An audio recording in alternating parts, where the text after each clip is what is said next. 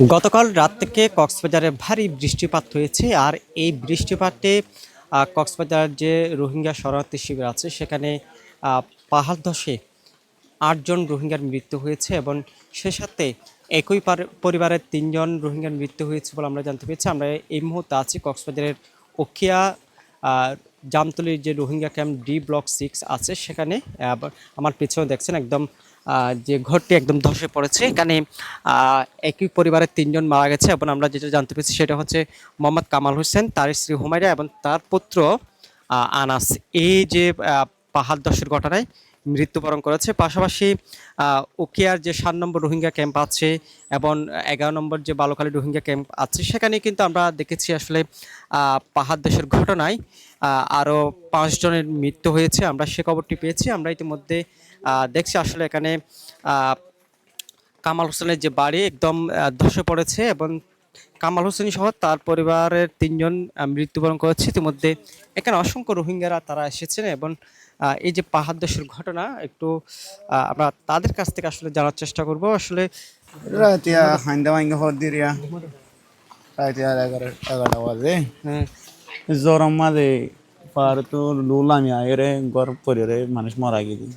এক ঘরের 3জন মা বাবা 3জন। আরে রাইতর 11টা বাজে হান্দা বাইরে মানুষ মরে গিয়ে বেশি অশান্তি তিয়ান যে আর এখন আইতে তো বেশি অশান্তি লাগে হারুন এঙ্গিলা হতে হইলে বেশি কষ্ট হয় মোটামুটি এন্দিলা হইলে তো বেশি কষ্ট আইয়ের হতো আইয়ের আরো ইয়ান অশান্তি লাগে যে রুল দিয়ে দিয়ে যেমনি রুলে বেশি ক্ষতি করে যদি রুল আই মতো যেমনি রুল দিয়ে রুল ক্ষতি করে যদি ওয়াল দিত ওয়ালে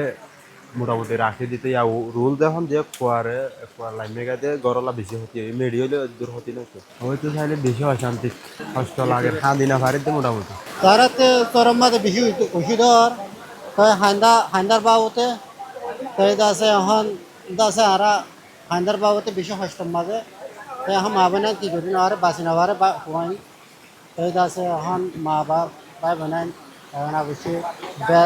মানে ফাজা উজা দাঁড়ানো মানে সকল কে হবে কষ্ট আছে তাই আর এখন চরম মাঝে শেষ করে তাই তো চাইলে এখন গছ হেঁটে তারপরে তো ফরকর মাঝে তাই না পারি তো তাই না পারলে ঘরে আছে বাসা করতে ঘুরা ঘর তো এটা কারোর দূরে দূরে তাই তো চাইলে তাই না পারি যে হেঁটে তার তো মজ বেশি হিসাবে ঘুরা ঘর দেয় নহাড়ে তো হিসাবে নিজের ঘর আমার নিজের তো তাই হবে আর এখন হাইন্দা যাহা আমাদের তাই কি তো ফাঁস জায়গা যাতে হস তো হয়তো হিসাবে যাচ্ছে হাইন্দা বাঙিলে যাচ্ছে এখন তলাকলা কি হয়ে যাবে তলাকলা হয়ে যাবে তলাকলা হয়ে গেলে আমার কি হয়ে যাবে মানুষ ঘর জাফাই হয়ে যাবে তো হাইন্দা হয়ে গেলে আমার যাচ্ছে মানুষ তল হয়ে যাবে তো তল হয়ে যাবে এখন যাচ্ছে 3 নম্বর মারা গিয়ে তো গইতে বাচ্চা আর এদের মা বাপ তো দুধের হওয়া কিবা যাচ্ছে বাঁচি বাজি তো এইবার এবার কাঁচা দিয়ে জনক ধরে এবার বাঁচি বাজি দেওয়া আন্তলে এখনো বাঁচি না বাকি তো তল হয়ে যেতে এখন রোল ধরে হয়তো হাইন্দা বাঁধি দিয়ে তো হাইন্দা তল হয়ে গেলে মারিছিন মারা গিয়ে তো এখন আছে বাসার হাত ধরে তো বাসার হাত ধরলে আছে বাসি না তো কি করে না পারে বাসি না পারে ঠান্ডা ঠেলে নিয়ে আই তো এখন রুলের মাঝে সমস্যা আছে রুলের তলাগলা আয় গেলে ওদের রুল মোতাবিক না যাবে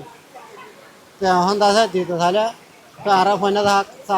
যাহা তাই বলা কি করে আর চেষ্টা করি তো এখন আছে আর একটা ফয়না যাহা নাই দিয়ে হিসাবে ফয়না যাহা মাঝে ফয়না যাহা চাই আর ডাংকুড়া চাই এনে মিনা ফয়না যাহা মাঝে আর দিব বলি তো ইউনতে আর মদত করিব বলে আশা করি। দর্শক আমরা কথা বলছিলাম এখানে যারা আসলে রোহিঙ্গা আছে তাদের সাথে কথা বলছিলাম। তারা যে বিষয়টা বলছে সেটা হচ্ছে যখন বর্ষাবাস আসে তখন তাদের আসলে কষ্টের সীমা থাকে না, কেননা এখানে পাহাড় ধসের ঘটনা ঘটে। এই ঘটনায় কিন্তু মানুষের মৃত্যু হয়, আজকেও সেটি হয়েছে। ৮ জন মারা গেছে এবং একই পরিবারের ৩ জন মারা গেছে। সেই বিষয়গুলো তারা বলছিলেন এবং তারা বলছে আগে তাদের যে জীবনের নিরাপত্তা সেটি চাই, সেজন্য তারা কোনো পাহাড়ে বসবাস করতে চায় না, অন্তত যদি তাদেরকে নিচু কোনো জায়গায় বসবাস করতে দেয়া হয় সেক্ষেত্রে তাদের যে নিরাপত্তাটা অনেকটা আসলে তারা বলছে সেটি ভালো হবে, এটি বলছে। এবং পাশাপাশি